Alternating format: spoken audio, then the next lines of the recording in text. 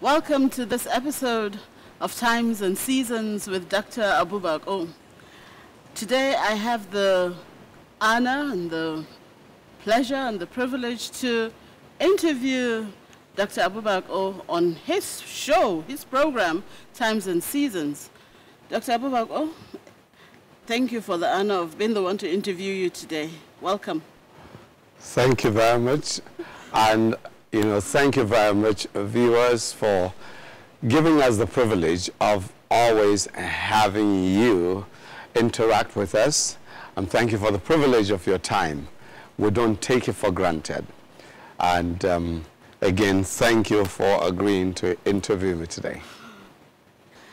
We've heard Abu Bako, Dr. Abu Bako, Pastor Abu Bako, and some people, maybe, let me say this, maybe it's a secret, maybe you already know, but some people think this Dr. Abu Bako is weird. He's a weird guy. He's a weird man. What do you think people think you're weird? Maybe you could tell us a little bit of yourself. That's an interesting one. I didn't know. Well, some people think I'm weird. Okay, I'm just an ordinary human being like everybody else. And being human means I am actually man, the expression of God, the image of God, the function of God, the personality of God in humus, clay. That's what human being means. So I'm a human being, and I am somebody who was born in a village that is not even on the map. You always say that. It's interesting, isn't it? Yes, that's actually to let you know that if God sees God can use somebody like me, then you have no excuse, because probably you come from a city, you come from a prominent place that people know about. My own village is not even on the map, but God has had mercy on me to have picked me up from those humble beginnings. By God's grace, I am now somebody who God has used in many nations of the world, not less than 100. Having said that, I'm somebody who happens to be, like I said, married to this beautiful woman that is interviewing me today. So I'm a family man, married with 5 biological children, and many adopted, and 1 biological grandchild. And I don't know what else you want to know about me. Well, I believe in the Lord Jesus Christ as my Savior. I, also believe in empowering people. That's the reason why it doesn't matter your religious background, your class, your race. I really believe in empowering people, because I believe life is not worth anything except it is used to bring other lives to the place of relevance that God ordained for them to actually bring to bear on the earth. Because I believe everything you see on earth has a manufacturer, and the manufacturer had a purpose for it.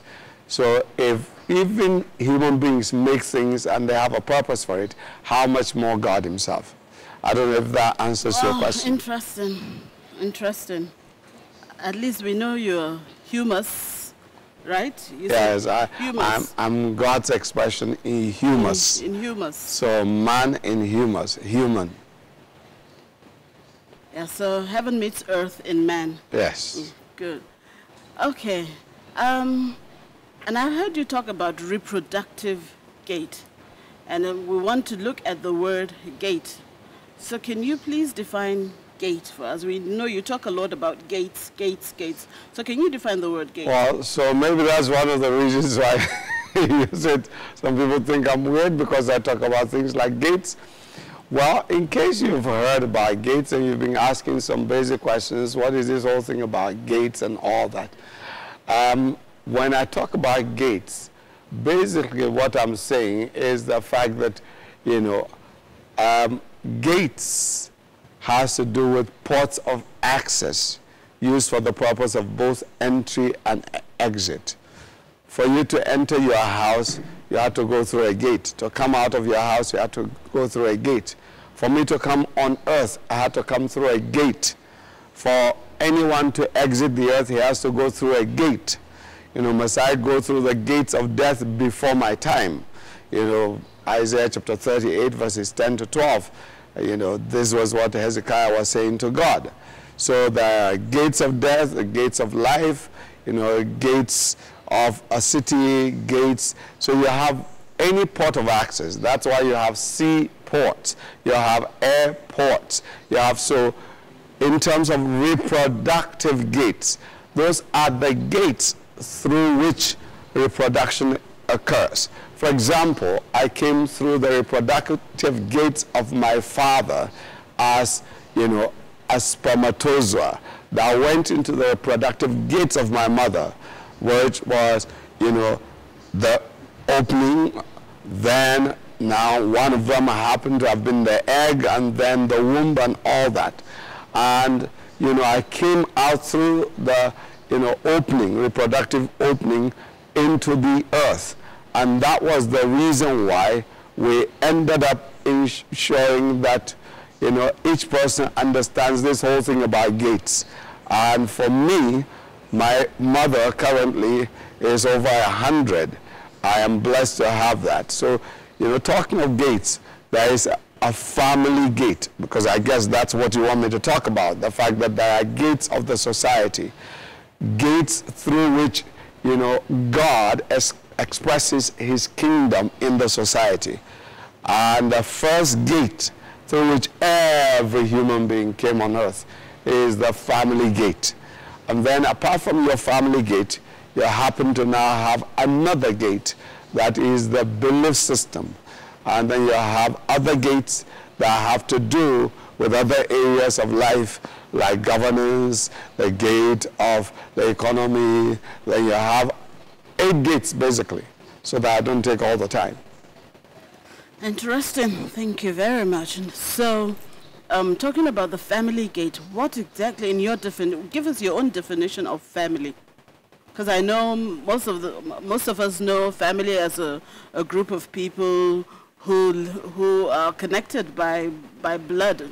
They may live together, they may live apart from one another, but they are connected to each other by blood. What would be your own definition for family? When you talk of family, you're talking of household servants, from the Latin word famulus, which means a household servant. So a group of people that are ready to serve each other to accomplish a purpose, which becomes like their vision. So they have common history, common destiny. That's why you can have a spiritual family, you can have an academic family, you can have also a professional family. That's why you have different kinds of families. So then, of course, if you want to talk about marital family, then it will be a group of persons having common history in terms of marriage, and then common destiny in terms of the purpose of that marriage. And when you say destiny, you're talking of the destination, where you're really now referring to that which is the vision, the end purpose, the end goal, the picture, the perfect picture of the future that you see. That's why normally for a family, whether linked by blood, which will be commonality of, history and ancestry, or any other thing that links them, then they must have a destiny which has to do with the vision. What do they see? So I normally talk about family vision. Do you have a vision statement for your family? Do you have a mission statement for your family, what you are out to accomplish to become that which you see? And then do you have family values, core values? And then, of course, at the end of the day, do you have a strategy to finally accomplish that? Yeah, I really want us to dwell a little bit on this. We know that it takes 2 individuals to start a family, to coming from different backgrounds, different perspectives. What then how can we link this to the issue of gates? Okay, you just talked of the aspect of it takes two individuals. Those individuals will be male and female, according to Genesis chapter 1, verse 26 to 28. And God said, let us make man in our image. Very man. True. We need to define yes. the He said, let us make individuals. man in our image, in our likeness, and let them. So man was them.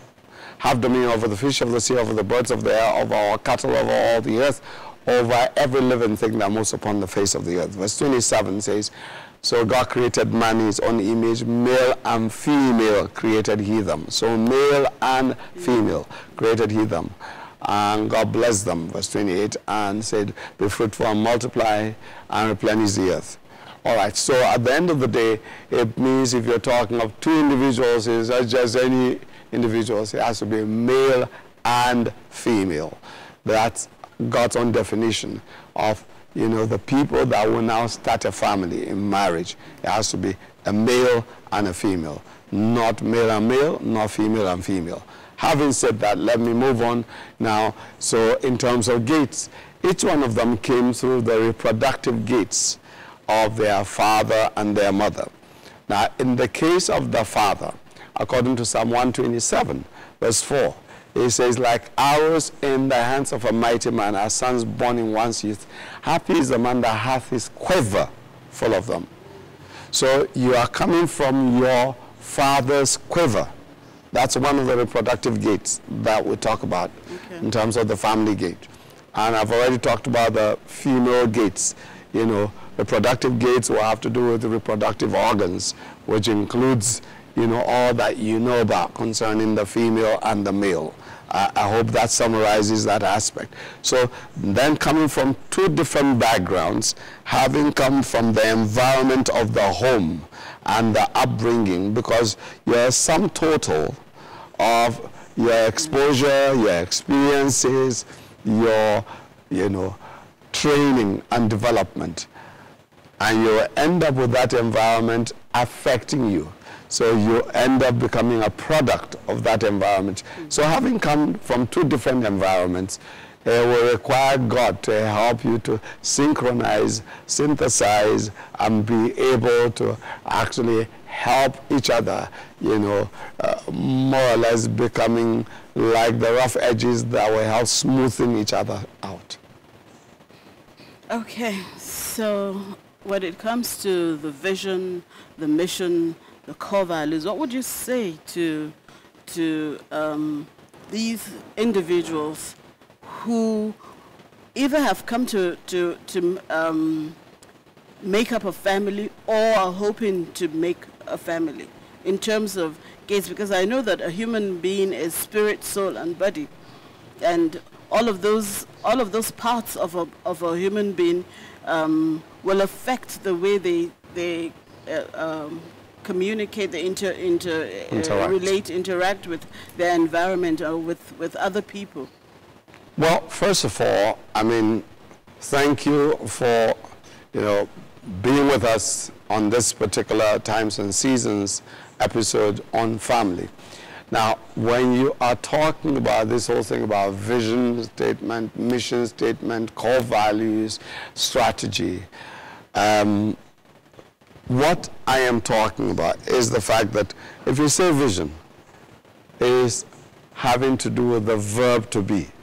So let me say vision and mission have to do with verbs. Okay. Verbs. Vision, verb to be. Mission, verb to do. Okay. So if you're talking of as an individual, there must be a personal mission statement that is derived from my personal vision statement. Now, when I come with my personal vision statement and my personal mission statement that is derived from the personal vision, I must realize that there is somebody that I'm now joining in terms of two lives being joined that also has a personal vision statement and personal mission statement.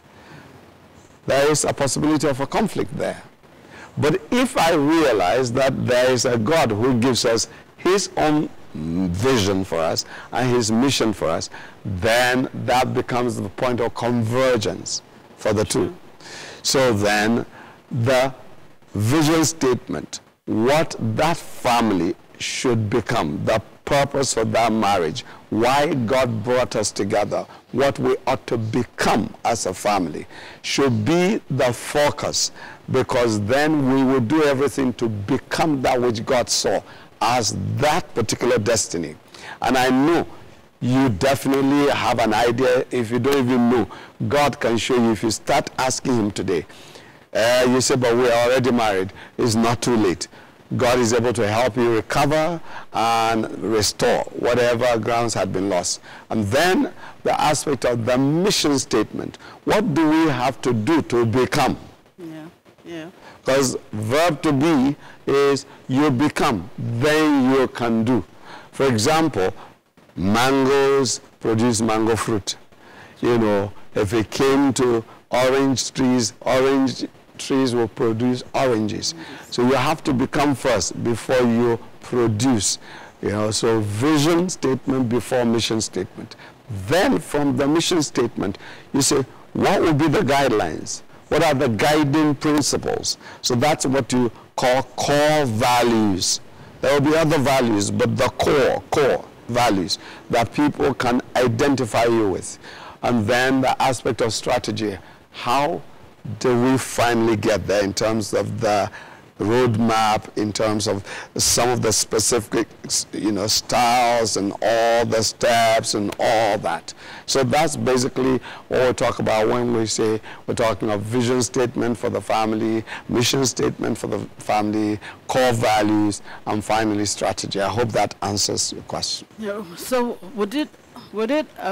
how long would it take to develop a family vision or mission statement? Would it be something that we can do in 1 week, or we can decide, let's fast and pray in 3 days we should be able to get a family vision and mission?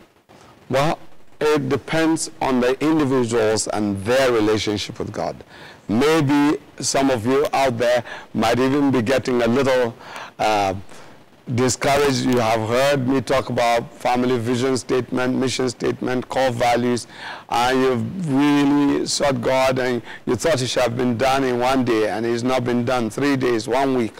Well, in our own case, it took us about 3 years to finally come with that. Because for those of you that are in the corporate world, you know, business and all that, sometimes you go away for maybe 2-3 weekends, and you go and you bring in a lot of things, and by the time you finally funnel all the ideas, you come up with just a concise statement of a clear picture of the future that you see.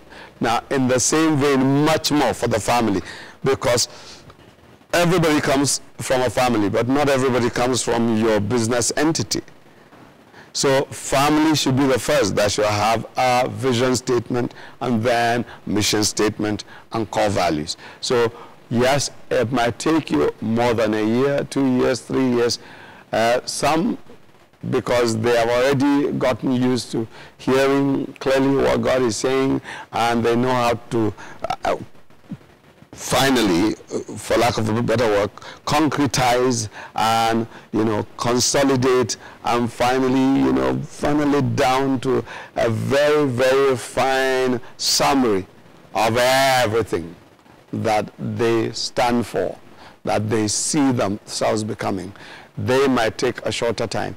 If this is your first time of developing a vision statement, they might take you a longer time. At least people can start somewhere. Yes. I mean, clearly I hope that's clear enough for everybody. I mean, for you out there, that you just say, okay, what is it that is the goal for our marriage? What is it that God saw to bring us together? What does he want us to accomplish? What is it that we ought to become to be the example that we're supposed to be, the clear picture of the destiny or destination for your marriage, for your family, for your home?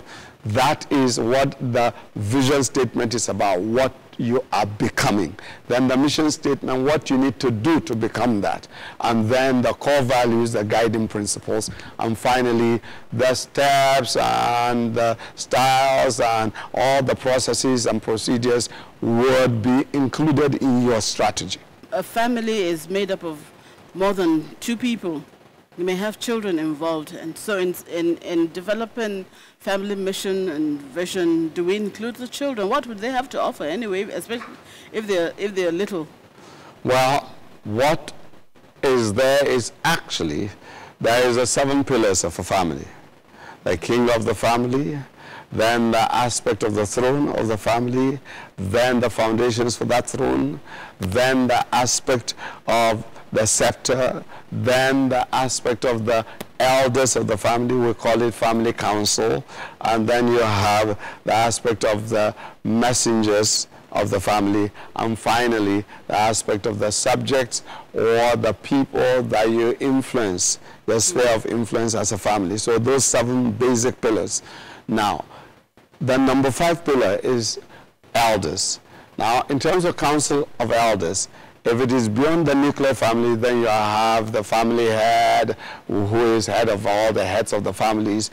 But in a nuclear family setting, like you're saying, usually what you would do if you have several children, you might have firstborn child with the 2 parents, or firstborn, male child, firstborn female child combined with the parents to form the family council so that decisions are taken, and the child would normally have the discussion with all the other children, the siblings, to have inputs into whatever is being done, especially for the family vision statement. So that's why, for our own case, it took about 3 years for us to come up with that. You can't say the child is too small. At the end of the day, every child actually came on a mission from God. And they have some things that sometimes you'll be amazed what is coming out of that child. Because, let me say here up front, there is no baby spirit.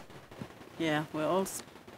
Every human being is a spirit, and he is the image of God. At that level, you are already a developed spirit, for lack of a better word, grown spirit that needs now the soul to be developed, which has to do with your heart, mind, emotions, will, intellect, conscience, disposition, worldview, mentality, or mindset, perception, understanding, relational skills. That's where there is a need to grow in wisdom and in stature in terms of physical. But the spirit is already like the image of God in reality. So no baby spirit. That's why you would realize that sometimes babies are able to distinguish between those who are of God and those who are not of God. Sometimes even more than grown-ups. Okay, I've heard you talk about architecture of the brain and some architecture of the family. So can you briefly tell us, because this is just a teaser, we'll be coming with another episode that will discuss into more in-depth the family. But for now, what is the architecture of families in different parts of the world? And then, what is God's design for the family? That's interesting. When you talk about architecture, you're talking of design. You're talking of, designing buildings, other things, and how to construct them, and build them, all of that. So if you say architecture of family, design. So what is the original design? How do we ensure it's constructed and built according to the pattern? Yes. Abraham was looking for a city with foundations, whose architect and builder is God. So I have introduced 3 concepts right there for architecture. You're talking of design, you're talking about the kinds of foundations then that will be needed to support the structure that will be constructed and built. So it means there will be the design. Sometimes the culture affects the kinds of design. The exposure, the mindset, the perception, all the things that we're talking about concerning the soul. So if you say from the various, cultures, backgrounds, various continents, the Americas, North America is different from Central America. You know, Central America is different from South America. You know, the Arctic region is different from even Antarctica, though they are both, you know, the extreme end of the earth with a lot of snow and all that, because your environment impacts on the way you build your family and the way you actually conduct your affairs, even as a family. Then if you came to Europe, Middle East, you know, Asia, then, you know, the Pacific Basin, and then Africa, you know, the way we conduct our family affairs differ. So it will be the design. It will have to do with the kinds of foundations we lay, or that were laid by us when we were starting a family. For example, in Africa, there are some basic things concerning ensuring that you go and do your homework.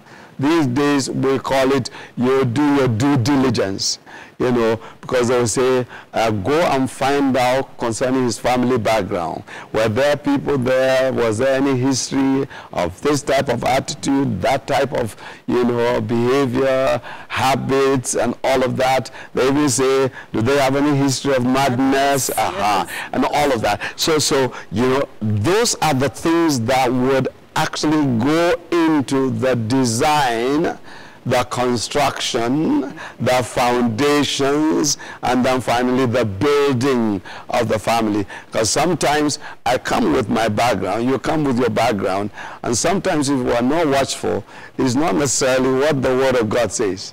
It is what my culture says that I'm now trying to superimpose on you. So, you know, architecture, we can interrogate it further, but this is just a teaser, like you said. Well, we're coming back with another episode of The Family Gate. So be on the watch out. We'll bring episode 2 of Family Gate, and we will go into a deeper discussion of the family. So soon it's time for us to end this episode. Thank you for being with us. Thank you for watching. We'll see you again in the next episode. God bless you. Thank you, Dr. Abu, for opening up your hearts to us and telling us a little bit about your weird self. We've enjoyed we've enjoyed knowing that you come from an obscure village that is not on the map, but this is a giant in the spirit, and we bless the Lord for your life. Thank you. Thank you very much, and thank you, viewers, again for the privilege of your time, your attention, and being with us on each one of these episodes. Looking forward to the next time with you. God bless you. See you next episode.